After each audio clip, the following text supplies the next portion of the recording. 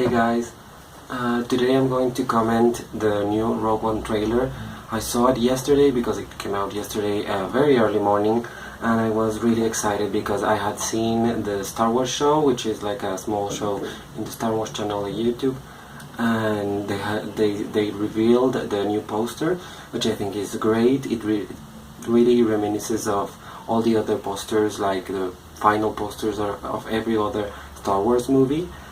So I think it's great. It includes all the characters, a little bit of the, of all the rebel characters. It includes the Darth Vader, which apparently is a bigger character than we thought in the movie, and the Imperials below the Rogue One name. I mean, I put it somewhere around here for you to see it if you haven't, and I'm going to link the trailer below, because if you haven't seen it, you're not living on Earth right now.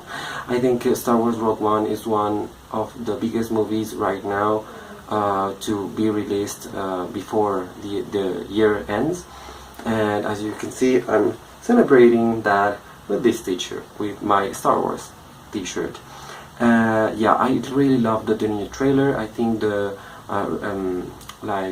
new footage that they have been doing, the reshoots, have been working apparently. I mean, I think they're done right now, but I think they worked. They really, I mean, the trailer is now a little bit darker. It revealed a little bit more about the story. I mean, more than that we already knew, actually, because we knew Mads Mikkelsen's character was going to play Jyn Erso's father, Felicity Jones's character. So we knew that, and we knew that he was involved somehow with the creation of, I think, of the weapon that the Death Star uses. Not the Death Star itself, because the Death Star itself was created by the Geonosians. So, Star Wars trivia here, because we all know that it was in Geonosis where the Star Wars was built around, and then it was moved to another location, secret location, to be finished, and the Death Ray to be installed. And I think that the Death Ray was the one that Jyn Erso's father created. So it's really interesting to see him here. We hadn't seen Mads Mikkelsen before in the trailer, so that's great. We saw a little bit more of each character, of Jyn. I think she's becoming a little more likable, if you will, for people that didn't really like her. I have always liked her, to be honest, because I like women not to be only these kind little things, that are enchanting, and they're always, oh yes, let's go and do this and do that. I mean, I understand why she's pissed. I mean, she lost her father, she has been in prison apparently, so why would she be like, oh yes, let's do this? I mean, at the end there's a scene when she says rebellions are built on hope, and they're all like, yes, you're like, they trust her, and they're like, okay, let's do this. And what this trailer really brings to mind is that everyone's going to die, predictably. I mean, I think that a couple may live beyond the movie, and maybe we will know their fates through other sources, maybe the new Star Wars movies. I mean the other Star Wars movies, like upcoming Episode 8 and Episode 9, maybe they will mention some of them, but most probably they will all die, because they say that the movie ends just when Episode 4 begins, and we don't see them in Episode 4, 5, or 6. So maybe we will know in Episode 8 or 9, like someone says something about Jyn, or someone says something about Diego Luna's character, or whatever. I just forgot the character's name right now.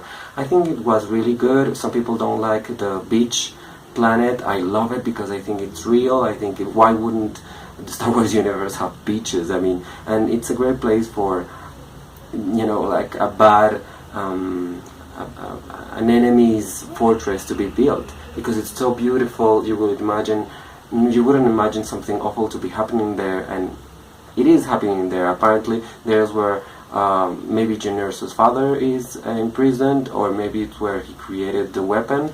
So, you know, this beautiful place may hide a horrible reality. Or maybe it's the Jedi planet they have been talking about, which is called Jedha, which is the stupidest name I have ever heard. And I have a theory that Jedha is actually the planet where Rey goes to find Luke Skywalker at the end of episode 7. That's my theory. Maybe that's not has nothing to do with it, but it would be so interesting if Rogue One linked to the new Star Wars films. I mean, the main Star Wars film. That would be amazing. I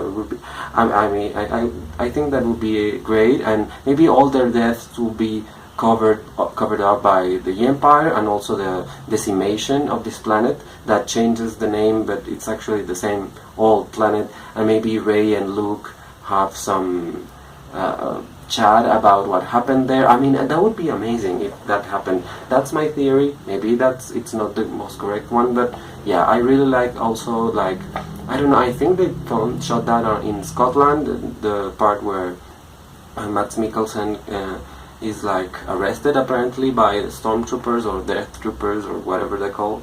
I think that scene is great, and they really did awesome use of it.